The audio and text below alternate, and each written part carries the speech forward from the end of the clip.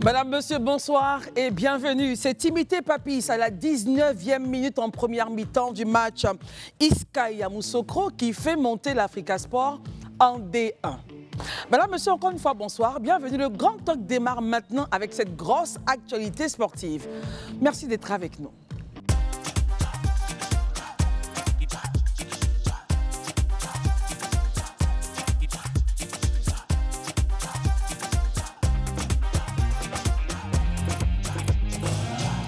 Du côté donc de la capitale ivoirienne se jouait ce match-là, très déterminant. Et voilà, Yamoussoukro FC s'en sort avec une victoire, mais une victoire qui envoie l'Africa Sport justement en D1. Comment est-ce que nos amis analysent justement cette actualité-là? Sarah, bonsoir, merci d'être là ce soir. Bonsoir Christelle, bonsoir à tous. Herman Aboua, bonsoir. Bonsoir Christelle, bonsoir chers téléspectateurs, bonsoir chez vous. Élisée Boloube, bonsoir. Bonsoir Christelle, bonsoir chers amis, bonsoir chers téléspectateurs. Daouda, bonsoir. Bonsoir chez vous et surtout bonsoir ici. Justement, on démarre avec vous, Daouda. Alors, analyse, comment est-ce que vous appréciez justement cette actualité sportive et puis voilà, vos réactions. On peut même revenir un peu sur ce qui s'est passé auparavant, le match à rejouer et tout ça. Daouda, vous avez la parole.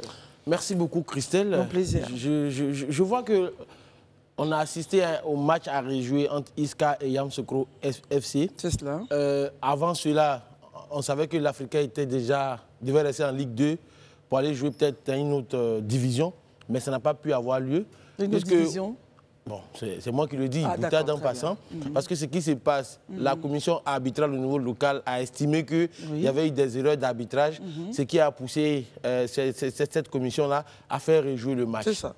Mais finalement, le match a été rejoué. Mais Christelle, tiens-toi bien, même si tu en veilles, que je sais que ton cœur et ton sang, ça fait vert et rouge. Je suis là vraiment en position très neutre. Voilà. Donc, je peux et pas en réagir, toute sincérité, le match qu'on a vu, ce n'était pas un match de football parce que il y a comme une main noire qui était en train de jouer contre Iska, de sorte à ce qu'il faut qu'on fasse tout pour que l'Africa puisse monter. Parce qu'on ne peut pas faire jouer un match... Quels sont les éléments justement qui... J'en arrive justement. On ne peut pas faire jouer un match pour des erreurs d'arbitrage et qu'on joue ce match, mais et que ce qu'on regarde, l'arbitrage est désastreux, c'est une catastrophe, mais finalement, il ne fallait pas le rejouer parce qu'on a joué carrément contre l'Iska. Comment vous imaginez à la première mi-temps un gardien de but qui est en l'air en train de chercher à prendre le ballon, un joueur de Yamoussoukro lui rentre dedans, le gardien est à terre carrément, mais l'arbitre n'arrête pas le match. Mais plus loin, il siffle même un corner contre Iska. Mais c'est des fautes répétitives. Aujourd'hui, quand je regarde cela, c'est vrai que Iska a perdu les armes à la main, mais la montée aujourd'hui de l'Africa en Ligue 1, véritablement, ça m'a fait penser à une élection dans un pays africain qu'on appellerait le Gondwana, en fait. Parce qu'il fallait tout faire pour que l'Africa Sport puisse monter. Qui est derrière, on ne sait pas. Même s'ils sont heureux, bon, on va dire bienvenue à eux. Mais de la même manière qu'ils sont revenus, je suis sûr qu'ils n'ont pas le niveau de la Ligue 1. Ils vont retourner en Ligue 2 très prochainement. Daouda, permettez que je reste avec vous. Vous avez dit que l'arbitrage a été désastreux avec un exemple bien précis, que l'arbitre n'aurait pas sifflé une... Oui, plein de fautes, oui. Et même, tenez-vous bien, à la fin du match, c'était ma première fois, depuis que je regarde le foot de toute ma vie, de voir à la fin du match un arbitre qui se met pratiquement sur la ligne de touche. Dès qu'il siffle la fin du match, il court comme si on le poursuivait pour entrer dans le vestiaire. Pourquoi il aurait agi ainsi? Mais parce qu'il sait que ce qu'il a fait, ce n'était pas juste et que les gens ne seront pas contents. C'est ça justement. Sinon, un arbitre sérieux, il reste au milieu du terrain, il siffle la fin du match. Mais ça, c'est qu'on a vu là, franchement... Selon vous, est-ce que le match a été, selon vous, trafiqué? C'est ce que vous nous dites. Je ne dis pas, c'est vous qui le dites. Ce que moi je dis que l'arbitrage était désastreux. Désastreux. Voilà, c'est ce que moi je dis. Très bien. Élisée Boloube, votre point? Ok, moi je pense que pour qu'on puisse permettre aux uns aux autres de comprendre, il faut faire la genèse de toute cette histoire. C'est quand même important de le faire. Il faut déjà signifier qu'il y a quelques jours en arrière, ce match a été joué et il a été remporté par Iska. C'est ça. Yamoussoukro FC a fait un recours. Et pourquoi ont-ils fait le recours, Élisée? Ce que dit les éléments évoqués pour le recours, on aurait sanctionné de façon fallacieuse ou je dirais de façon injuste un de leurs joueurs, ce qui aurait contribué d'une manière ou d'une autre à déstabiliser leur équipe et qui a produit tout le score qu'on a vu par la suite et tout ça. Moi, pour être honnête avec vous, c'est la première fois de ma vie, et ça je veux vraiment mettre quiconque au défi, qu'un carton donné dans un match fasse l'objet d'un recours et qu'on vienne nous dire après que ce carton-là, à cause de lui, on doit rejouer le match. Mais justement, les cas pour rejouer les matchs que moi je connais, franchement, il n'y a pas ça dedans. Honnêtement dit, ça c'est déjà... Est-ce que, justement, j'aimerais avoir votre avis neutre, hein. Est-ce que le carton, selon vous, était justifié? Mais si vous me demandez est-ce que le carton était justifié, c'est l'arbitre qui apprécie. Il dit à cet instant précis, il estime que la faute qui a été posée nécessite un carton. C'est l'arbitre. Bon, si on estime à un moment donné que, si on est d'accord nous-mêmes à reconnaître que l'arbitre reste un homme, donc à quelques moments peut se tromper. Donc faillible. Voilà, donc on comprend que même si nous, à notre niveau, on estime que ce n'est pas juste, parce qu'il a sifflé, il a sifflé. Mais on nous donne des moyens de recours. Et ces moyens de recours-là, on les utilise. Et ce qu'elle a fait, justement. Yamsoukro FC l'a fait, a fait ses recours. Il a été, comment dirais-je, reconnu dans ses droits par le comité de recours. Tout à fait. Et tout ce qui suit par la suite. Le match a été rejoué. Tout à fait. Mais moi, il y a 3 jours de cela, j'ai vu sur les réseaux sociaux l'arbitre du match en question. Mais l'arbitre du match en question, il a fait une déclaration, allez sur la page de soutien aux éléphants. Qu'est-ce qu'il a dit? Il a dit qu'il a été demandé par ses supérieurs de faire perdre Isca. Et qu'il a des enregistrements téléphoniques. C'est ce que l'arbitre aurait dit. Hein? C'est ce que l'arbitre aurait dit. Il a des enregistrements téléphoniques qui corroborent ce qu'il est en train de dire. Et vous dites que c'est sur la page de la FIF qu'on peut retrouver cela? Non, pas de la FIF. Le soutien aux éléphants. C'est une page qui parle du sport. Actuellement, où je vous parle, là, vous partez taper dessus. Sur la page de soutien aux éléphants. Ça y est, sur la page où il aurait dit qu'on lui a demandé de ses supérieurs de faire perdre Isca et que lui, il n'était pas très favorable, mais on l'a même menacé. On lui reproche une faute qui fait qu'on reprend le match et il est suspendu 3 mois. Donc il a envoyé des allégations. En termes de sentence, c'est quand même grave. Oui, Élisée, allons-y tout doucement. Il a envoyé donc des allégations contre ses supérieurs qui l'auraient poussé à faire des choses. Et il déclare cela sur la page donc, des supporters aux éléphants. Il dit qu'il a des enregistrements qui prouvent ses dires. C'est ce qu'il est en train de dire. Très bien, donc c'est une affaire qui va forcément évoluer. Et donc, le match est repris. Le match est repris, oui. Pour ceux qui ont suivi l'actualité, le président de ISCA, le comité directeur de ISCA, a fait un recours auprès du TAS. Parce que justement, puisqu'après la commission de recours, on ne peut plus encore se plaindre au niveau de la fédération nationale, ils ont fait un recours auprès du TAS, le tribunal arbitral du sport.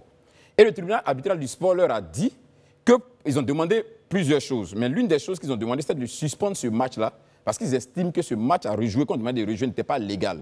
Le tribunal arbitral du sport leur a répondu, et j'ai même le courrier ici, pour leur dire qu'on ne peut pas suspendre le match d'aujourd'hui. Ce n'est pas possible. Toutefois, toutes les requêtes qui ont été mises, qui montrent qu'effectivement, il y a eu des choses qui ne sont pas normales, le tribunal va mener ses investigations et au moment opportun, donnera son verdict à la suite de ces investigations. Donc, ça vous dit que le feuilleton n'est pas encore fini. Mais moi, j'accuse la FIF. Pour être honnête, moi, je dis honnêtement, je peux comprendre qu'aujourd'hui, on se dise non que l'Africain est un grand club, qui a beaucoup de supporters et tout ça. Mais dans ce pays, à un moment donné, il faut qu'on puisse quand même commencer à faire camaraderie avec l'éthique. Selon vous, il n'y a pas d'éthique? Non, il faut qu'on commence à faire camaraderie avec l'éthique. On ne va pas rester continuellement dans ces petits arrangements, dans ces petites combines et autres. Le match de football, c'est joué. L'Africain avait son destin en main, il est allé, il a fait match nul. Isca avait son destin en main, Isca a battu l'équipe de Yakro. C'est fini, le débat est clos. On avance, on progresse. Mais on ne peut pas revenir jouer le match. Parce que ça, on sent un feuilleton interminable. Plus que le président de Isca tout à l'heure. Alors ça peut durer combien de temps? Puisqu'on sait que la liste des clubs doit partir à la CAF. Mais oui, la liste de tous les clubs qui doivent jouer les différents championnats doivent partir. Je crois que le délai, c'est le 28 juin. Que ça doit partir. Mais on ne sait pas parce que le tribunal arbitral du sport, vous ne pouvez pas leur mettre de pression. Ils prennent tout leur temps pour mener leurs investigations. Ça peut prendre 6 mois, ça peut prendre 7 mois. Mais imaginez qu'aujourd'hui, on vous dise non, que Isca est resté en Ligue 2. Et que 6 mois après, le TAS vient vous dire que Isca était fondé dans ses droits. Mais on rentre dans quoi? Mais tout ça, c'est parce que quelque part, l'instance fédérale, moi, à mon avis, n'a pas fait preuve d'objectivité. Ça, c'est clair. Herman Aboua, votre point là-dessus? Bon, d'abord, moi, je veux qu'on parle un peu du match d'aujourd'hui. Yamsoukro FC contre l'ISCA. Bon, Daouda, tout à l'heure, a tenté de développer, a trouvé une certaine machination, un certain mouvement d'arbitrage. Avec des éléments. Peut-être qu'on n'a pas regardé le même match. Le match qu'on a vu, on a vu que sur le terrain, les athlètes et les footballeurs de Yamsoukro FC avaient beaucoup plus d'envie. Et on a constaté qu'on peut comprendre l'état d'esprit des joueurs de l'ISCA, parce que voici des gens, on leur a fait croire tout le temps que ce match-là n'allait pas pouvoir se jouer. Jusqu'à hier soir, c'est là qu'ils ont pris la route pour aller. Donc, ils n'ont pas véritablement préparé ce match. Et on a vu là, ça jouait dans leurs jambes. Il faut avoir l'honnêteté de le dire. L'arbitre, il y a des matchs où on fait quelques erreurs, mais ça n'a pas été comme les erreurs qu'on a vues au match qu'on a demandé à rejouer. Donc, mais qu'est-ce qui s'est passé au match? Il aurait fait des erreurs à ce match-là, Herman? Ce sont eux qui voient, mais moi je pense que l'arbitrage a été... On parle tous de l'arbitrage, mais ce n'est pas le match le plus désastreux qu'il y a eu en termes d'arbitrage. Moi, je pense, lorsqu'on regarde tout ce qui se passe en première division, comme en deuxième division, concernant les arbitrages. Donc, cet arbitre-là même, je pense qu'il a fait mieux. Mais qu'est-ce qui s'est passé pour qu'on arrive au match de jouer? Pour que Yakourou FC fait une saisine et que le comité d'éthique et de discipline lui donne droit à ce match rejoué. Il y a vu qu'à 82e minute du match de la dernière journée, 22e journée, à la 82e minute, l'arbitre a sifflé une faute sur un défenseur à qui il avait déjà donné un carton jaune. Et ce carton jaune-là, c'était un carton jaune. Il avait lui-même retiré le deuxième carton jaune. Et il a comptabilisé, ça faisait carton rouge. Il a fait sortir le joueur. Du coup, les joueurs de Yakourou FC ont bloqué le match. Quand ils ont bloqué le match, après, ils ont vu qu'il n'y a pas de discipline, ils sont revenus rejouer. Mais vous perdez à la 82e minute. Votre défenseur, ça a pu jouer, ils ont perdu 2-0. Et avec 16 minutes de match, de temps additionnel. C'est à suite de cela. Mais lorsqu'on veut impliquer, on dit qu'il y a des mains noires. L'Africa, au même moment, jouait à Korogo. Et on a estimé que ce match-là, même, les gens ont pris des décisions arbitraires contre l'Africa Sport. C'est ce que les supporters de l'Africa Sport disaient. Du coup, le Yakourou FC a fait son recours. Où est l'Africa dedans? On n'a même pas... Nous, aujourd'hui, les supporters de l'Africa sont allés à Yamoussoukro seulement pour supporter l'équipe adverse. Mais ça arrive. On a vu ici que Maroc... Parce que le destin de la Côte d'Ivoire se jouait avec la rencontre du Maroc. On a supporté, les Ivoiriens ont supporté le Maroc. C'est la même manière que les supporters ont les supporté. Moi, je pense Élysée a parlé justement du manque d'éthique. Moi, je ne voulais même pas rentrer dedans. Parce que la dernière fois, le même Élysée disait ici qu'on était de mauvais perdants, parce que l'Africain était de mauvais perdants, parce que l'Africain n'acceptait pas le verdict du match. Moi, je pense que c'est leur droit de faire maintes recours. Mais ce dont on parle là, c'est pas un truc, c'est pas c'était sur le tapis vert. Laissez finir. Tout à l'heure, je vous ai écouté, vous avez même prié, vous avez renoncé à plusieurs questions. J'ai écouté, faites la même chose. C'est juste ça pour la discipline sur le plateau. Ce que je veux dire, c'est que les recours, c'est le droit à l'ISCA. Lui-même, le président même l'a dit, qu'un match ne se joue pas seulement sur le terrain, ça se joue ailleurs. Donc, il fait ses recours. Mais qu'il sache que pour l'heure, là, la décision qui est là, ce qu'on a vu, les résultats qu'on a vus du match, c'est que l'Africa monte en Ligue 1. Donc, franchement, s'ils ont des enregistrements et autres, ils disent qu'ils ont déversé, mais les enregistrements, ça engage un club. En quoi est-ce que l'Africa va être fautif si même un dirigeant de l'Africa a demandé à ce qu'un arbitre siffle pour faire... Laissez-y finir. Qui lui a parlé d'Africa depuis Non, je prends des exemples. Vous dites qu'il y a des mains tapis. Donc, je prends des exemples. Au pire des cas, c'est que c'est l'Africa. Aujourd'hui, la décision, le résultat du match, ça arrange l'Africa. Donc, c'est l'Africa. Au pire des cas, si même le président de l'Africa a appelé un arbitre pour le Coran pour dire qu'il faut faire monter l'Africa, et que cet arbitre-là, s'il estime que c'est la tentative de corruption, qu'il ne l'a pas dénoncé, qu'il ne l'a pas dénoncé, vous avez fait plus que ça, qu'il ne l'a pas dénoncé, et que finalement, s'il ne l'a pas dénoncé, et que finalement, on est toujours sur l'arbitre, et que s'il ne l'a pas dénoncé, ce qu'on attend de lui, c'est de faire un match impartial. Donc, mais il a été partial, on a vu que ça a été déséquilibré contre Yamoussoukro FC. Donc l'Africa a quoi avoir dedans? Sérieusement, on est dans la situation de la Côte d'Ivoire qui a été aidée par les grandes jambes du Maroc. C'est comme ça que l'Africa est aidée aujourd'hui par les grandes jambes de Yakourou FC. C'est bon, moi ce que je dis à Isca, c'est une équipe qui monte, qui joue bien. Ils ont encore 1 an pour bien jouer et l'année prochaine, ils auront la chance de monter en Ligue 1 avec les autres. Sarah, c'est vrai que pas très foot, un peu foot, mais comment est-ce que de loin vous observez tout ceci avec tous ces challenges? C'est un match qui a été rejoué aujourd'hui, il y a eu de recours, Il y en a aussi aujourd'hui Iska qui va forcément faire un recours. Comment ça va se passer? Pour l'instant, c'est l'Africa qui monte. Et si toutefois la décision revient pour dire attention, écoutez l'Iska, on sera vraiment peut-être dans un imbroglio. Comment est-ce que vous réagissez à tout ceci, Sarah? Oui, c'est vrai que si ce qu'a partagé Élisée est avéré, on va re-rentrer, je pense, dans des recours et on sera dans une histoire un petit peu infinie. Dans tous les cas, moi, j'observe ça un petit peu de loin et ce que j'observe, c'est que, vous savez, annuler un match, ce n'est pas rien, c'est lourd de conséquences. C'est lourd de conséquences, surtout quand c'est pour faute d'arbitrage technique. On se dit, bon, c'est quand même l'image du foot qui peut prendre un coup. Et surtout, l'état d'esprit des joueurs quand ils doivent rejouer un match parce qu'il a été annulé, parce que mal arbitré, on ne vient pas dans le même état d'esprit que quand on joue la première fois. C'est ce qui explique peut-être, je ne sais pas, ce score, mais l'Iska apparemment avait gagné 2 fois contre cette même équipe avant ça, et aujourd'hui perd. Il n'y a pas vraiment, on le sait de toute façon, de logique dans le foot. Chaque match a sa réalité, mais je pense que tout ce contexte a pesé sur le moral probablement des joueurs, en plus d'un arbitrage qui peut-être laisse encore à désirer. Dans tous les cas, le malheur aujourd'hui d'une équipe a fait peut-être le bonheur de 2 autres. C'est ça. Bon, il va falloir revoir effectivement les niveaux d'arbitrage. On ne peut pas se permettre d'annuler un match, c'est quand même lourd de conséquences. Il faut des raisons assez il faut des raisons absolument. Surtout qu'aujourd'hui, l'arbitrage a évolué et on permet aujourd'hui, avec la VAR, etc., de voir vraiment précisément ce qui peut poser problème lors d'un match pour éviter ce genre de situation qui est catastrophique pour l'état d'esprit d'une équipe. Alors, notre téléphone est ouvert. Hein. Si vous avez des réactions, si vous avez une contribution à faire, n'hésitez pas à nous joindre. Donc, le numéro est connu, le 98 070. Et nous vous attendons. Daouda, pour moi aujourd'hui, quelle serait donc la voie de sortie afin de ramener justement la paix au niveau donc, du football en Côte d'Ivoire? Puisque je sais que cette affaire va forcément crier, peut faire des vagues. Daouda? Avant de répondre à votre question, il était important pour moi de répondre un peu à la litanie de prières liturgiques d'Herman sur la question de l'Africa. Il est important de le dire, parce que, à la vérité, ce que je viens d'entendre d'Herman, vous savez à quoi ça m'a fait penser? Ça m'a fait penser aux hommes politiques ivoiriens. Comment ça? Dans toute leur splendeur. Comment cela? Pourquoi est-ce que je dis ça? Une histoire de football, Oui, oui, c'est très important. C'est très important. Pourquoi est-ce que je le dis?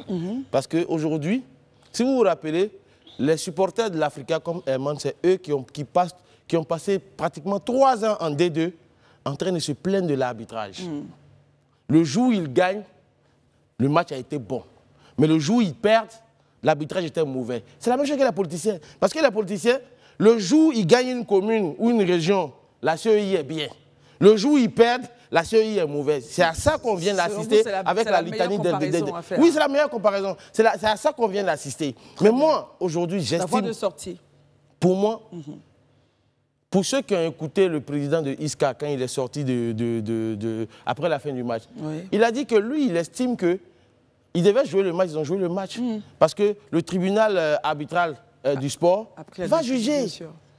Il va juger. Donc forcément, on est sûr. Je pense que quand ils vont donner leur décision, on saura ce qu'il faut faire. Mais pour l'heure, le match, les choses ont été faites. Laissons les choses suivre leur cours normalement, parce que le président même du club a donné son avis clair et net sur la situation. Réaction rapide. Oui, mais bon, il fait des comparaisons en parlant de la CEI. Voilà, il a comparé un peu ce qui se passe en Afrique avec les politiciens. On peut faire même de reproches aux hommes politiques. C'est ça. Mais que la CEI qui prend l'exemple, la CEI n'est pas exemple de reproche. C'est sur des éléments factuels fondés qui sont pertinents que certains politiciens... Revenons à l'Africa Sport. Pour revenir sur la question, moi je veux dire, à chaque fois le nom d'Africa revient. Le nom d'Africa revient. Moi je pense que, quand j'ai dit par exemple, l'arbitrage, c'est nous, on a toujours décrié l'arbitrage. Aujourd'hui, je n'ai pas dit, j'ai dit qu'ils sont en droit de fait. Nous, c'est qui? L'Africa, c'est ça? Permettez, mais tout le monde sait ici. Élisée, tu es conseiller du président de l'ISCA. On ne se cache pas. Daouda, il est supporter d'Afrique. Moi, je suis supporter d'Africa. On ne se cache même pas sur ce plateau là-dessus. Il ne faut pas vouloir faire comme si on est truc. On se connaît en détail. Ce que je veux dire, sur la question de l'arbitrage, nous-mêmes là, on est d'accord que l'ISCA, nous, tous les observateurs, que ce soit les supporters de l'Africa, fasse des recours. Nous, on a toujours fait. Vous avez vu que par moment, c'est nous, on traitait de mauvais perdants. Aujourd'hui, je constate que, en fait, la position de mauvais perdant, c'est lorsqu'on est dans les mêmes situations que certaines équipes décriaient. Donc, on observe. Mais justement, d'où les hommes politiques. Est-ce qu'aujourd'hui, justement, avec toute cette histoire, l'Africa ne va pas rentrer, cette histoire ne va pas nous emmener à rentrer justement dans un certain moule, parce que l'Africa aurait pu gagner ce match-là tranquillement pour éviter les palabres. Il faut laisser ça. La Côte d'Ivoire a perdu 3-0. C'est combien là? Je ne me souviens pas. 4-0. Et le Maroc, Dieu merci, écoute, et Sarah est juste à côté de moi, nous a aidé à aller, juste on a pris la coupe. Donc l'Africa va arriver en première division et va reprendre avec les derbies avec la SEC. En attendant le recours, Herman. Mais le recours là, il parlait de calendrier de recours, mais la FIFA aussi a un calendrier à soumettre. Bien sûr. Des matchs à soumettre. Donc aujourd'hui, la FIFA va faire son point et va emmener les équipes qui vont en Ligue 1 là. La saison on dit va avant démarrer. 28 juin, oui. Va emmener ça à la FIFA et puis on va apprécier en attendant le recours du TAS. Très bien. La décision du TAS. Élisée, et on va terminer sur ce point.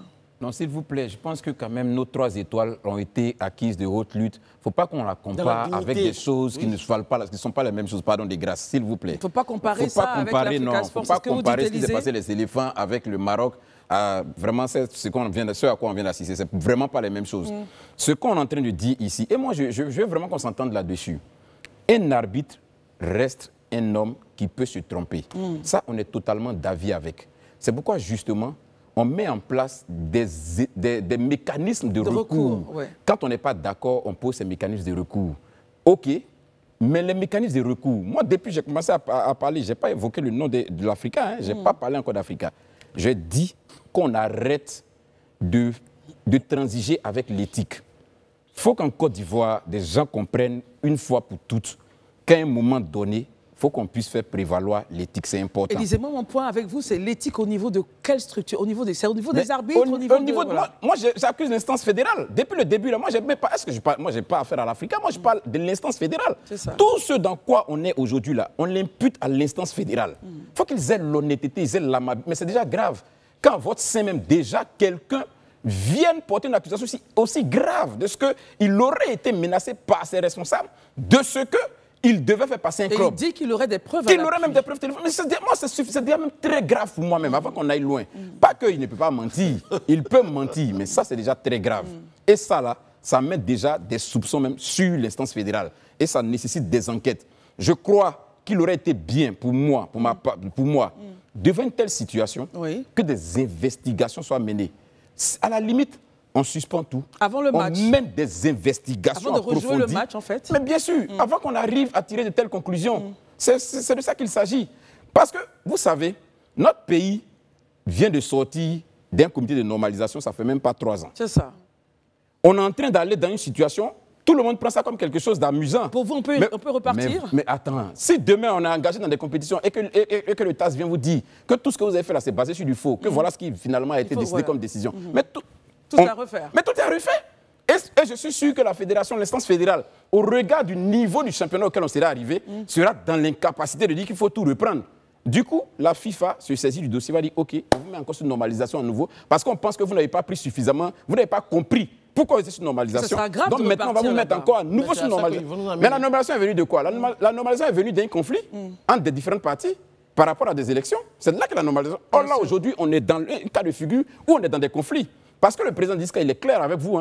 Il vous dit que son recours est déposé à la TAS. Mais au-delà même du TAS, aujourd'hui même, avec tout ce qui s'est passé, ils ont encore des éléments dans le match qui vont leur permettre de faire des recours au niveau de la FIF. Or, la FIF n'a 72 heures aujourd'hui pour communiquer. Donc, vous imaginez déjà, on rentre dans une spirale qui, pour moi, n'était pas nécessaire. Mais ça, c'est parce qu'à un moment donné, des responsables au niveau de l'instance fédérale, pour moi, n'ont pas fait preuve d'éthique. Au niveau de la FIF, mais c'est ça. Et aujourd'hui, voilà ce que ça nous au total, Élisée, il faut faire attention avec tout ce qui est en train de se passer. Mais bien sûr, il ne faut pas qu'on prenne ça comme quelque chose de léger, en fait. Très bien. Aller sous d'autres cieux, des rencontres comme ça ont conduit à la suspension de la fédération qui a été mise après sous normalisation. On n'est pas en train de s'amuser. C'est très sérieux. Peut-être que moi, à mon avis, ceux qui vont être dans les carcans retranchés, pour dire, bon, de toute façon, ils n'ont qu'à aller où ils veulent. Mais ce n'est pas ça la solution. Parce qu'aller où ils veulent, là, vous ne savez pas ce que ça va vous ramener après comme gang. Donc, je pense que c'est mieux, l'instance fédérale s'assoit avec les différents protagonistes vraiment de façon responsable, on situe les différentes responsabilités. Et s'il y a quelque chose à faire qui soit de nature, pour moi, il n'y a même pas deux choses à faire. Ce qui, pour moi, est normal et naturel. Les équipes ont-elles acquis leur victoire sur le tapis vert?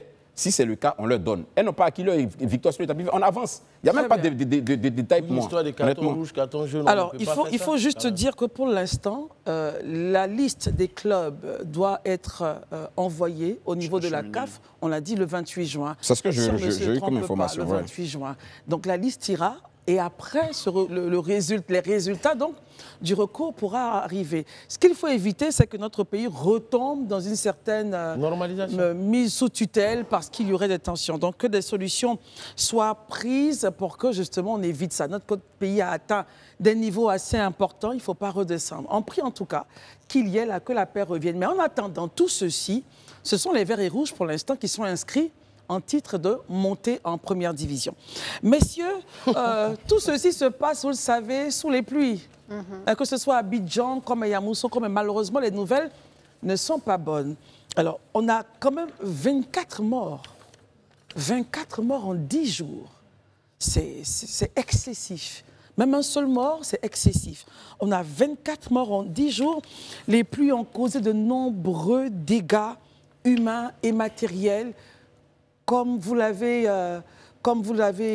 voyez donc sur ce plateau-là.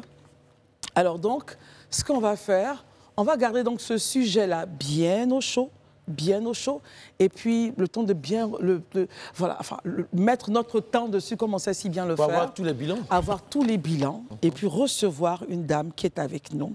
C'est une grande dame parce qu'on a eu le privilège de recevoir plusieurs de ces envoyés ici pour nous parler de quoi, messieurs? Je pense qu'Élysée y est inscrit. Il s'agit de la grande dictée, Élysée. Vous devez y aller, c'est le samedi prochain.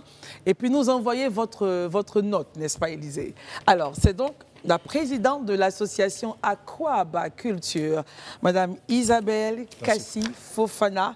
La grande dictée, c'est la finale, le 29.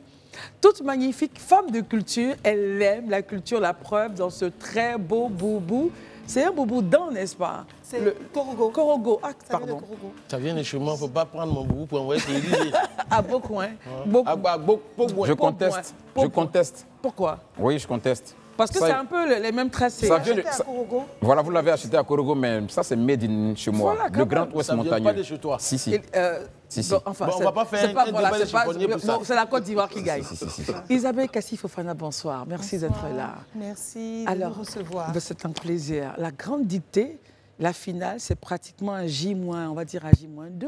Nous y sommes pratiquement. En tout cas, nous y sommes. Alors, comment ça se prépare? Bien, écoutez, nous sommes très, très, très contents de l'apothéose de cette activité qui a démarré en mars.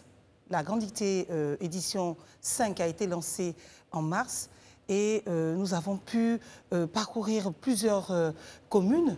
Déjà à Abidjan, il y a eu des présélections de Abidjan Sud, Abidjan Nord, la grande commune de Yopougon.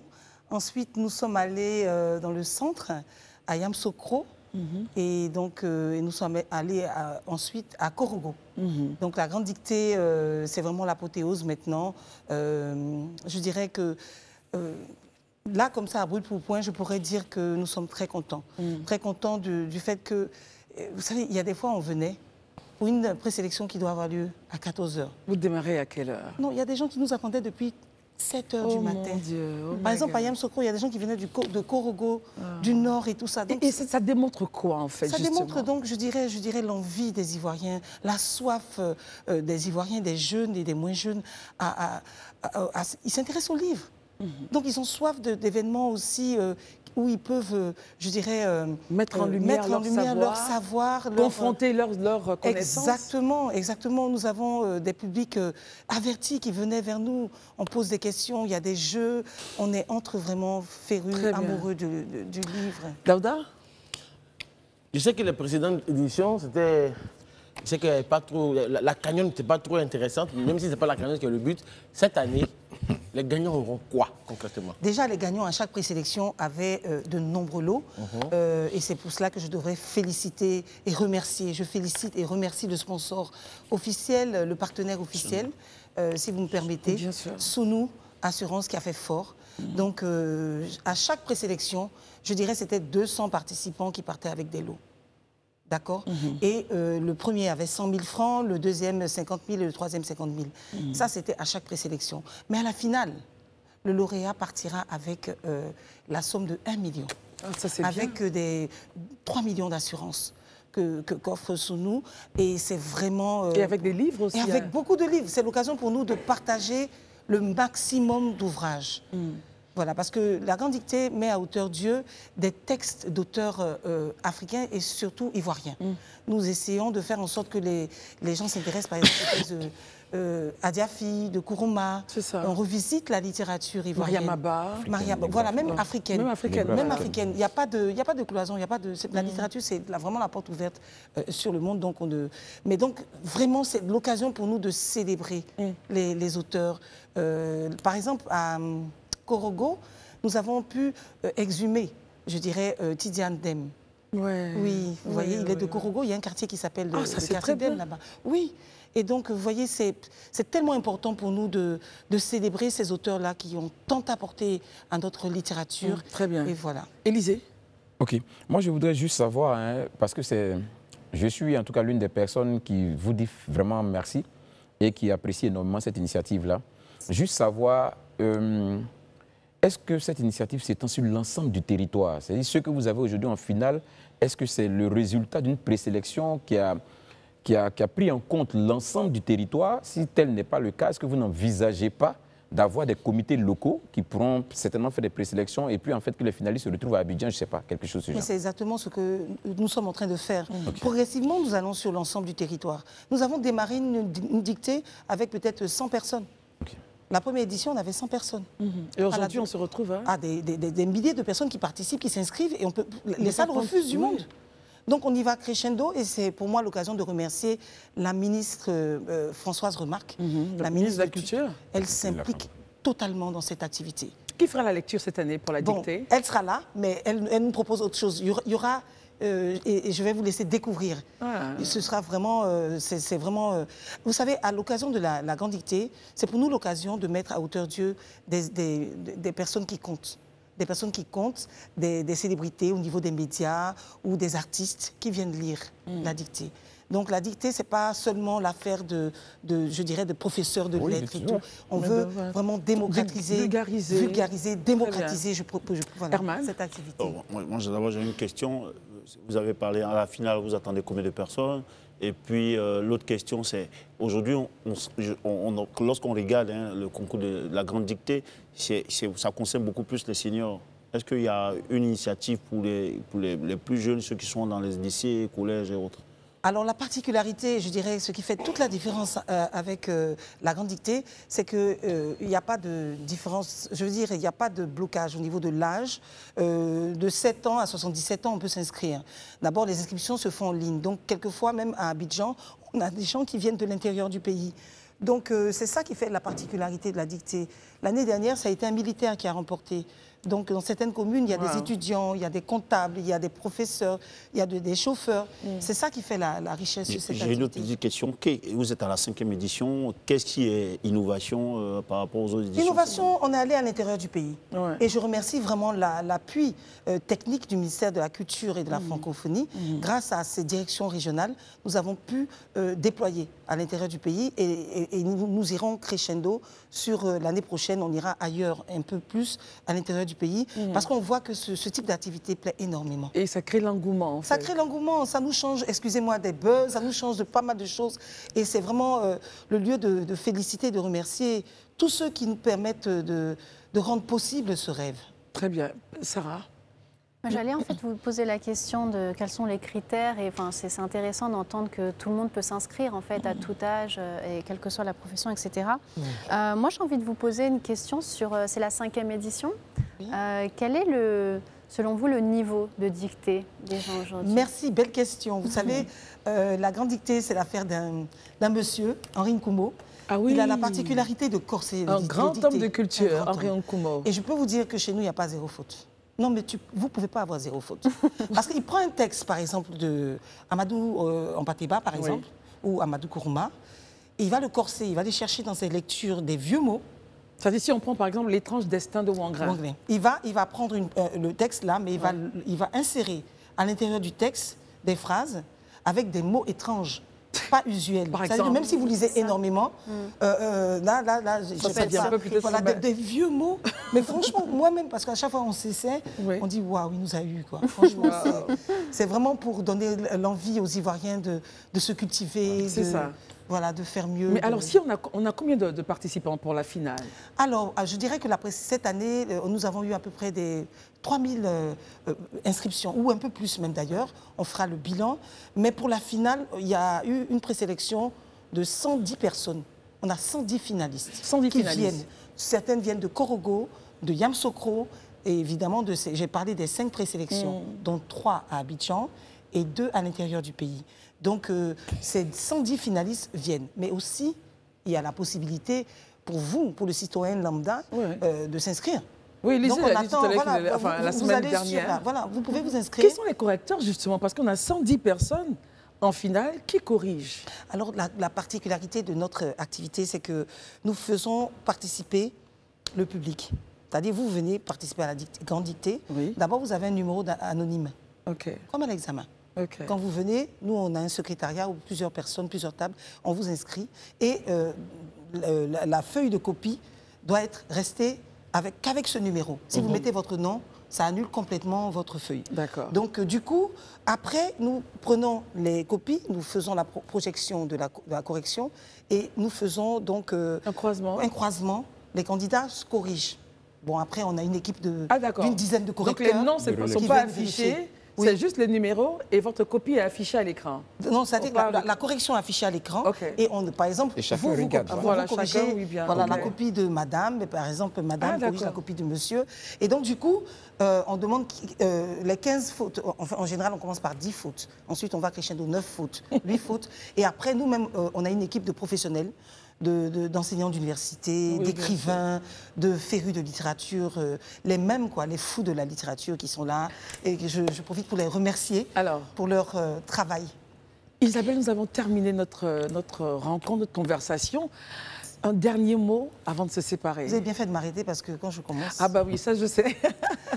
Alors, c'est vraiment des mots de remerciement à l'endroit des partenaires. Et remerciements à Live TV qui nous reçoit ici, qui est partenaire de l'événement. Remerciements à tous ceux qui croient en nous, à Côte d'Ivoire Tourisme, Libéré de France et Burni, et évidemment à Sounou Assurance. Merci beaucoup Isabelle Kassi-Fofana. Je vous rappelle qu'elle est la présidente de l'association Aquabaculture. Elle était là pour nous parler de la 5e édition de la Grande Dictée. La grande finale, c'est le samedi 29 à partir de... 10h à la Bibliothèque nationale du Plateau. Élisée Boloubeux représentera le Grand Talk. J'espère qu'on aura de très bonnes choses. Je vais gagner, mais les 1 million, vous allez les convertir en livres, je vais les envoyer à mon village de Pogouin. Merci beaucoup. Merci Isabelle. Merci Élisée pour cette belle action. À tout de suite. Merci de nous revoir sur Live TV. Nous sommes encore très heureux d'être avec nous. Et puis là maintenant, c'est la seconde partie après la session d'infos présentée par Isabelle Vauvor. On voudrait justement commencer cette seconde partie en saluant quelqu'un. Il n'est pas avec nous ce soir, c'est Barry. Barry, vous le savez, est toujours là lorsqu'on le sollicite. Mais aujourd'hui, c'était donc sa journée. Barry a travaillé donc, il a présenté son mémoire avec cette thématique. Analyste sociologique des relations civilo-militaires et contexte post-crise dans le district d'Abidjan, Kadakwedo, et Barry s'en est tiré avec la mention très honorable. Et le Grand Talk, justement, ça s'applaudit.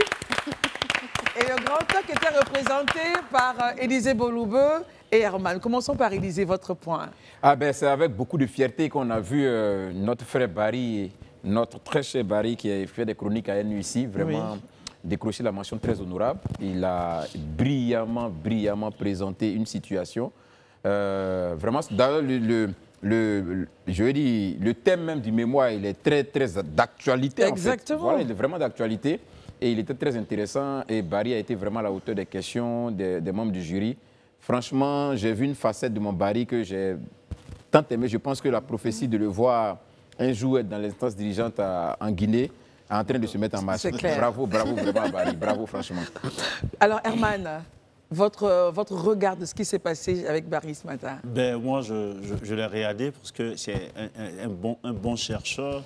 Je pense que c'est la qualité d'abord des membres du jury. C'est ça. Il y avait le professeur Vabi, qui est l'ancien directeur de l'UFR des sciences humaines et sociales, qui est à la retraite, mais qui a tenu à être là. Vous comprenez?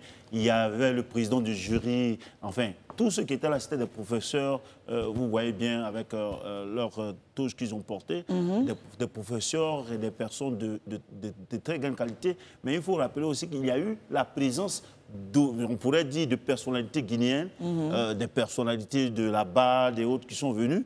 Et le jury a véritablement apprécié cet aspect qui prouve qu'il a un réseau social intéressant et qui se comporte bien dans la société.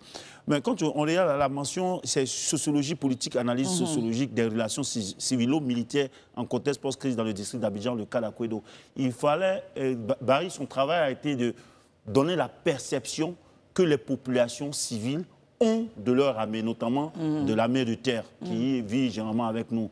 Et aussi, quelle est la perception que ces éléments de l'armée de terre-là ont comment on appelle des populations. Un regard croisé, on va dire. C'est vraiment un travail, Élisée l'a dit, qui était assez d'actualité, mais qui est en même temps pertinent, délicat et sensible. Vous savez, on parle de problème d'actualité, de cohésion et tout, oui. Donc c'est toujours sensible. Et les professeurs et autres, là, les membres du jury, ont relevé cela, ce courage de prendre ce thème-là, qui n'est pas un thème évident. Il y a beaucoup d'étudiants, eux-mêmes l'ont dit, il y a beaucoup d'étudiants qui n'aiment pas à s'aventurer sur ce genre de thème. Il a eu le courage de le dire, avec son œil de sociologie. Ce qui était intéressant, il y a un membre du jury qui a fait plus ou moins, qui a participé à des ateliers qui ont parlé, qui ont évoqué ce même thème, mais avec le regard de psychologue. Et là, maintenant, ce travail de Barry, il est intéressant du moment où c'est maintenant le sociologue qui parle de la même question avec son œil de sociologue. Très bien. Voilà pourquoi ça n'a même pas gêné le jury de lui accorder la mention très honorable. Mais en tout cas, félicitations encore une fois à Barry. C'est plus Barry. C'est Dr Barry. Voilà. Merci beaucoup, Daouda. Dr Barry. Et c'est sûr, avec beaucoup de plaisir, qu'on l'attendra ici assurément demain. Aujourd'hui, il fallait se reposer, descendre de ses émotions et revenir encore plus d'attaques pour des analyses assez pertinentes. Spécialiste des sciences politiques. Exactement. Bravo en tout cas, Dr Barry. Messieurs... Sociologie politique, voilà. Pour être plus précis. Merci, Herman. Messieurs et dames, voilà, passons donc à ce sujet que j'avais donc annoncé avant de recevoir Madame Isabelle Kassi-Fofana. Je parlais donc des pluies diluviennes. Je rappelle, pour ceux qui viennent de nous prendre en marche, en 10 jours, ici à Abidjan, nous avons donc enregistré 24 morts. L'annonce a été faite par l'Office national de la protection civile dans un communiqué donc le lundi 24 juin. Des constructions précaires dans des zones pauvres et inondables, des habitations, des immeubles qui sont partis en vrille. C'était une situation complexe et malheureusement, on n'a pas encore fini de la saison des pluies. Elle continue, Daouda. Quand vous entendez ce point, qu'est-ce que vous vous dites? 24 morts, 10 jours. En 10 jours, 24 morts, moi, j'en appelle à la vigilance de tous les Ivoiriens parce que ces pluies-là, quand la Sodexam qui s'occupe de la météorologie parle de 214 mm de pluie qui sont tombées, on a tous pu le constater. Même ceux qui partaient à la Tabaski ont dû attendre près de 10 heures. Vous étiez dans le cas, J'étais dans le cas. On a attendu pratiquement 10 heures avant que la crue ne puisse descendre. Sinon, c'était vraiment très compliqué. Donc, c'est le lieu de faire très, très attention en cette période-là. Les inondations, ça peut toucher tout le monde. Si vous êtes dehors, que la pluie commence, là où vous êtes, restez à l'abri pour ne pas que vous soyez dans une situation défavorable. Écoutons Sarah. Oui, Christelle, chaque année, les pluies diluviennes entraînent des montées des eaux très rapides, des inondations. Chaque année, c'est le cas. Et il faut se demander vraiment la question de quelle pourrait être notre action, le pourquoi du comment. Et très clairement, on le sait, il y a des infrastructures d'assainissement, mais il n'y en a pas assez. Et il n'y en a pas, il faut le dire, il faut oser le dire aussi, capables dimensionné pour absorber ces eaux rapidement quand ça arrive. C'est quelque chose qu'il faut vraiment remettre sur la table et en discuter en toute franchise. Et pourquoi? On peut aussi se poser la question. Eh ben, je pense aussi qu'il faut parler du problème de la planification urbaine. Parce que quand on voit l'urbanisation un peu anarchique, quand on voit tous ces immeubles qui poussent les uns après les autres, on est en droit de se demander s'ils font vraiment partie d'un plan d'urbanisation respecté. Parce que, je veux dire, on ne peut pas se permettre de construire à tout va sans qu'on ait les capacités et les infrastructures, les caniveaux, etc., pour absorber ces montées d'eau qui sont très rapides et qui deviennent très vite fatales. C'est quelque chose que l'on voit chaque année. Donc, il y a un moment, il faut vraiment qu'on planifie cette urbanisation. Et qu'il y ait un effort global soutenu pour briser ce cycle d'inondation qui est meurtrière en Côte d'Ivoire et qu'on observe chaque année. Donc voilà. Démolir aussi ces habitations peut-être qui n'ont pas obtenu ces autorisations et pas juste, vous savez, ces déguerpissements comme on a vu qui sont certes dans des zones à risque. Il y a aussi des immeubles construits peut-être un peu trop vite et derrière ces infrastructures d'assainissement, caniveaux, etc. ne suivent pas forcément. C'est un fait, on le constate chaque année et on doit vraiment agir en conséquence. Élisée Boloube, le point avec vous, j'aimerais qu'on puisse regarder un peu. Là, on parle de vigilance jaune. Lorsque ça monte, on a des crues, on dit attention, vigilance rouge. Est-ce que les populations, et je pense qu'on avait déjà fait ce débat ici, est-ce que les populations sont alertées? Est-ce qu'elles savent de quoi on parle lorsqu'on dit vigilance jaune et à quoi ça rime? Vigilance orange, à quoi ça rime? Vigilance rouge, à quoi ça rime? Pour justement éviter d'être dehors lorsqu'il y a, donc nous sommes dans ces moments-là, Élisée Boloube. Oui, je pense que c'est un peu tout le sens aussi des échanges que nous avons sur ces plateaux, parce que ça permet aux uns aux autres aussi d'apprendre. Donc, c'est vrai que ce n'est pas évident que tout le monde, en tout cas que la grande majorité des citoyens sachent effectivement qu'est-ce que ça veut dire ces codes couleurs-là parfois. Mais je crois, comme je le disais tantôt, c'est le lieu aussi de leur expliquer. Quand on est sur de tels tableaux, c'est-à-dire quand on dit vigilance jaune, c'est-à-dire bon, c'est des pluies modérées. Il y a les risques. Et qui doit le faire? Qui a la responsabilité d'informer les populations? Non, la SODEXAM le fait. Ouais. La SODEXAM qui est en charge de tout ce qui est météorologie en Côte d'Ivoire le fait. Ça. Et chaque fois, la SODEXAM sort des documents pour pouvoir en tout cas attirer l'attention. Maintenant, il faut décrypter maintenant l'information. C'est ce que je dis. Je pense que la SODEXAM fait le premier boulot. Celui, en tout cas, de sortir déjà l'information. Maintenant, je crois que derrière, par action citoyenne, les médias doivent pouvoir s'en saisir et puis faire le plus large relais possible pour que, éventuellement, les populations qui sont dans les zones les plus reculées ou bien qui ne sont pas forcément à l'aide à la compréhension de ces codes couleurs puissent savoir de quoi il s'agit. Je pense que c'est une action qui doit être une synergie d'action, voilà, qui doit contribuer à donner cette pédagogie-là à la population et permettre que les uns et les autres puissent comprendre réellement ce que ça signifie, ces codes couleurs-là. Herman, on termine avec vous sur ce point. Mais moi, je pense qu'ils ont rappelé, la SODEXAM, effectivement, fait de gros efforts. On la voit multiplier ces alertes et de faire le point.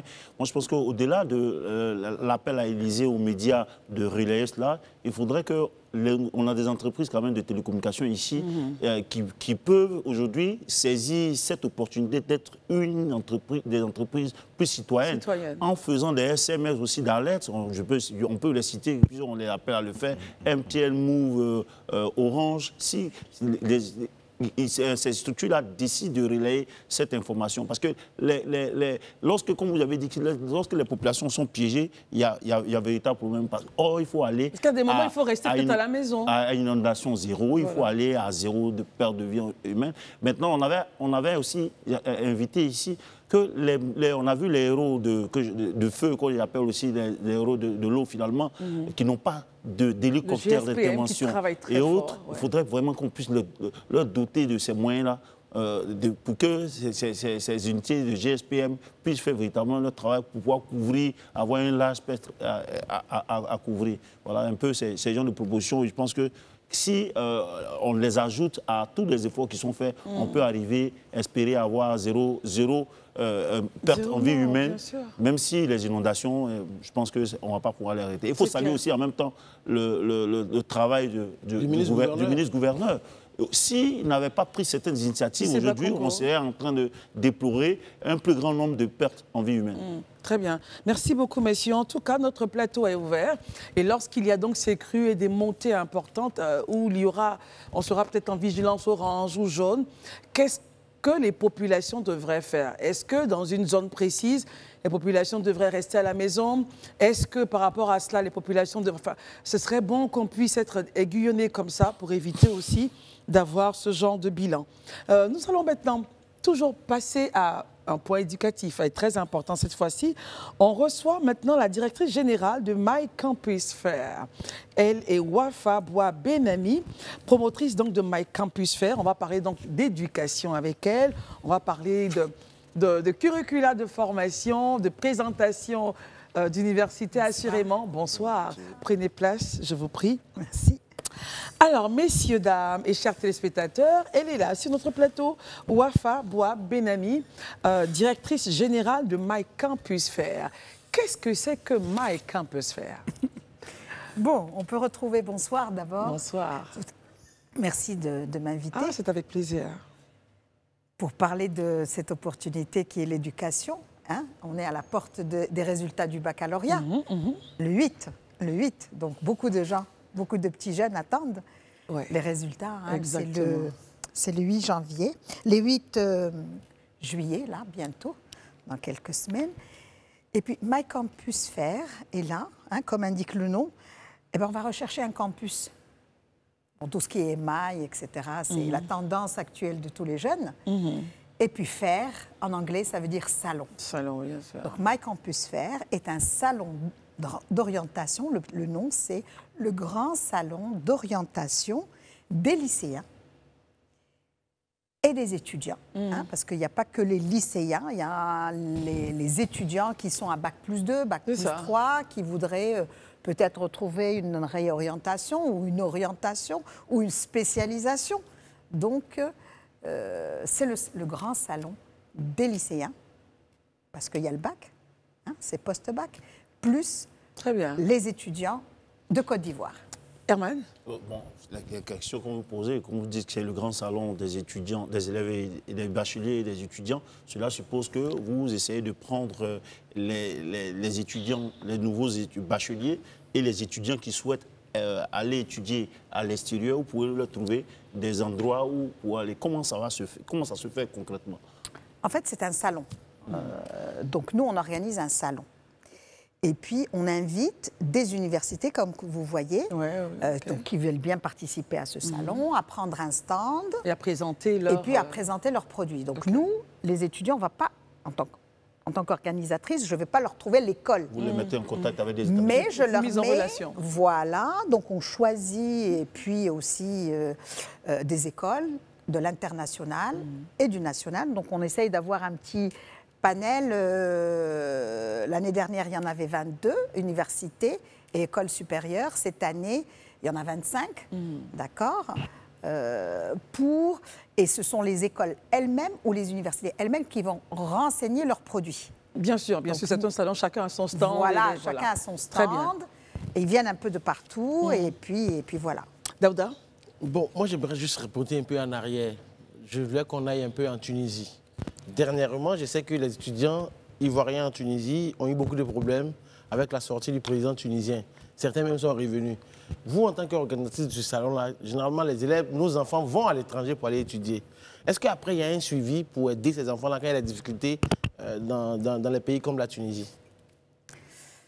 Écoutez, bon, ce qui s'est passé en Tunisie, c'était C'est déplorable. Bon, c'était pas cette année, c'était... Oui, déjà, bien sûr, antérieur. Voilà, c'est antérieur. Mon avis personnel, et c'est vrai que cette sortie est un petit peu malheureuse, on va dire, parce que, bon, la Tunisie est un pays d'accueil, le Maroc est un pays d'accueil, la France est un pays d'accueil, et donc, ça ramène énormément de devises, de bonnes choses, si vous voulez. Donc, cette sortie malheureuse a rendu un peu la population, le monsieur tout le monde, avec un QI, c'est le quotient intellectuel vraiment très bas, de se légitimiser dans des actes racistes. Et c'est ça qui est déplorable. Mais vous, en tant que promotrice d'un tel salon, par exemple, qui réunissait des universités, est-ce que par derrière, lorsque vous avez des universités qui arrivent avec des antécédents dans un pays avec des antécédents pareils, est-ce qu'il y a un échange particulier, des recommandations? De sorte à ce qu'ils aident les élèves qui vont y aller, les parents qui vont y envoyer leurs enfants. Est-ce qu'eux-mêmes, ils aident après, quoi, en fait? Écoutez, je pense, bon, je connais quand même quelques universités tunisiennes, les universités ne sont pas dans ce schéma-là. C'est ça. Très bien. Les intellectuels ne sont pas dans ce schéma-là. C'était une sortie malheureuse parce que, bon, il a expliqué que c'était par rapport à l'immigration, machin, etc. Et puis, ça a pris une tournure qui est déplorable. Très bien. Mais je ne pense pas que les universités soient dans ce schéma-là. Et évidemment, ça a freiné, les réseaux sociaux aussi ont amplifié, hein, c'est mon avis personnel. On va revenir au salon. Et moi, je le partage aussi, vous avez raison. Voilà. On va revenir au salon. Sarah? Oui, bonsoir. Pour revenir un petit peu sur la vocation même du salon, si je comprends bien, l'objectif, c'est vraiment d'informer les étudiants sur les différents types de formations qui existent, les différents établissements, universités, etc., pour qu'ils puissent améliorer leur choix, j'ai envie de dire, et un panel de choix. Moi, je me souviens qu'à 18 ans, je ne savais pas du tout ce que je voulais faire. C'est très intimidant. Est-ce que les jeunes, aujourd'hui, les jeunes Ivoiriens, les jeunes Ivoiriennes, ont un petit peu plus, je dirais, d'idées sur ce qu'ils ont envie de faire, enfin, je veux dire, est-ce que c'est un petit peu plus clair sur est-ce qu'ils sont un peu plus clairs dans leur choix futur? Parce qu'à 18 ans, c'est quand même difficile. Très bien, elle va répondre à la question. Comment vous faites pour les orienter, en fait? Mon avis, oui. C'est encore plus compliqué que dans le temps. Oui. Parce que dans le temps, on n'en avait pas tellement de choix. Maintenant, il y a tellement de choix que le bachelier est perdu. Et qu'est-ce qui se passe en fait, hein, en tant que bon Africain que je suis aussi. Parce que vous êtes marocaine, voilà. Voilà, d'origine, oui. D'origine, oui. Donc, on va programmer, on va pas programmer ses vacances tout de suite. C'est quand les vacances en arrivent qu'on va chercher. On va pas chercher une université, son orientation. On va attendre la dernière minute. Moi, j'ai des parents qui disent « Oh, attendez, attendez. On voit le bac d'abord, et puis après, on réfléchit. Après, on réfléchit. Sauf que le bac, le résultat arrive le 8. Et c'est maintenant qu'il faut réfléchir. Et c'est maintenant qu'il faut réfléchir. Très bien. Or, l'étudiant, c'est un être humain. Il peut changer, on ne l'a pas orienté, etc. Donc, c'est un peu compliqué. Il faut choisir en fonction de son potentiel, de ce qu'on veut faire, peut-être. Tout à fait. Élisée Boloubeu, question? Moi, ma question est la suivante. Vous savez que ce n'est pas très évident, en tout cas pour certains parents, de pouvoir offrir vraiment des études à l'extérieur à leurs enfants. Est-ce que ça, c'est quelque chose que vous prenez en compte en permettant à ces universités-là de venir faire le recrutement en quelque sorte ici? Est-ce que quelque part, il y a ce volet-là que vous prenez en compte, le fait que ces prix, je dis de la formation, soient quand même à la hauteur du revenu du citoyen moyen qui voudrait quand même voir ses enfants aussi bénéficier de cette formation d'élite? Pour compléter, est-ce qu'il y a à côté de cela des opportunités de bourse d'études? Oh oui. Allez-y, madame. Oh oui. Écoutez, il y a en Côte d'Ivoire beaucoup d'opportunités de bourse, et puis je vais en parler tout à l'heure. Donc, nous, on invite des universités internationales. Il y a les pas chères, il y a les plus chères, mais il est clair que les universités internationales qui sont privées, elles sont évidemment très chères. Chacun à son côté. Voilà, HEC Paris, c'est très cher, mais c'est HEC Paris. Bien sûr.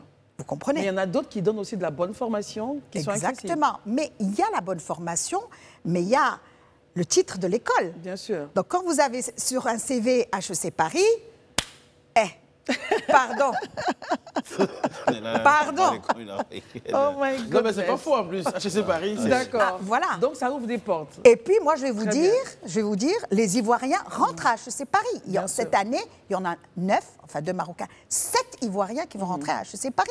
Très bien. Alors, oui, dont la majorité quand même vient de l'INPHB, oui, qui est une école d'élite quand même. Non, ça c'est les Polytechniques. Alors, permettons à madame... Du tout, pardon. HEC Paris, c'est pas pareil. Pardon, c'est sur concours. OK. L'INPHB, ce n'est pas sur concours, c'est sur admission parallèle. Et donc, ça c'est pas non, je veux dire les gens de l'INPHB qui passent le concours, c'est ce que je dis, et je suis pas en train de Non, le dire. c'est pas un concours. Ok. Donc, elle dit que ce n'est pas un concours. Donc, étude de dossier. Mon point, Voilà, c'est une admission sur titre. Alors, Madame la directrice générale de My Campus Fair, est-ce que ceux qui arriveront à ce campus-là seront outillés sur comment avoir des bourses pour justement avoir... Eh bien, c'est l'objectif du salon. OK. Eh bien, vous avez une prépa qui est à côté, parce qu'à HEC, on ne rentre pas post-bac. Bien sûr. Je fais de la publicité pour HEC, mais bon, je n'ai rien à voir. Non, non, allons-y, voilà. c'est pas grave. HEC Paris, c'est post-prépa. Hein, ou c'est un master spécialisé, etc. Donc, ils ne prennent pas les bacheliers. Mais il faut un concours, il faut une préparation, comme toutes les écoles de commerce, HEC, ESSEC, ESCP, EM Lyon, EDEC, etc. Ou alors les écoles aussi d'ingénieurs, X Polytechnique, Minpont, Centrale, etc. Donc c'est par concours en fait. Ah oui, toutes elles sont sur Très concours. bien. Et plus l'école est cotée, c'est sur concours. Et quand vous avez le concours, là vous pouvez obtenir la bourse? Alors, pardon, laissez-moi finir. Donc ça... On finit dans 1 minute en fait. Alors, l'État de Côte d'Ivoire donne des bourses, la présidence donne des bourses pour les meilleurs étudiants pour faire ses prépas.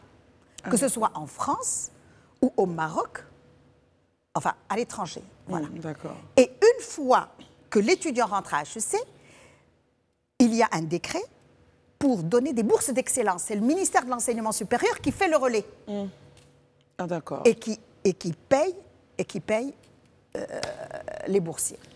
Donc, ces explications, en tout cas, vous poussent à partir à ce salon, à participer à ce salon, pour poser les bonnes questions à l'effet d'avoir les meilleures réponses pour vous indiquer la voie et les universités à choisir. Justement, ça se passera quand et où et on termine? Alors, c'est le 12 et 13 juillet à l'espace événementiel Latry Event, Carrefour d'Encan. À partir de 9h Bon, c'est 9h à 17h. Très bien. Mais la première demi-journée, il y a 3 ministres, un ambassadeur, Joël Gadi, l'humoriste, pour faire l'ouverture. Voilà, pour faire l'ouverture, la demi-journée d'ouverture du salon. Très bien. Bien et l'entrée est gratuite. Hein. Évidemment. L'entrée est gratuite. C'est un salon. C'est un non, salon. Il y a des salons qui sont payés. Oui, ouais, mais celui-ci... Non, celui-ci, il est gratuit. Comme c'est pour présenter les... Merci en tout cas. C'est l'éducation. Merci d'être venue. Vous êtes Merci. Madame Wafa Bois-Benani. Merci d'être venue. Vous êtes directrice générale de My Campus Fair. Et avec vous, on a donc parlé d'éducation. Mais ce qui est intéressant, il faut que les enfants puissent participer à ce campus, aller voir comment faire pour avoir des bourses et surtout les meilleurs. Allez donc pour obtenir des bourses et arriver dans les meilleures universités. Alors, merci d'être venu. On termine. Juste... Hein. Ah bon. Bon, allez-y pour le juste. Alors, ce que je voudrais dire, c'est qu'il n'y a pas que les universités internationales. Il y a aussi les grandes universités nationales. Très bien. Et elles sont nombreuses aussi. Très bien. Merci d'être venu. Notre émission donc de ce soir prend fin maintenant. On se retrouvera demain. D'ici là, portez-vous bien. Les programmes continuent sur la FTV avec en prime ce soir, le vrai match avec Brazing et Kevin. Quant à nous, à demain. Bonsoir.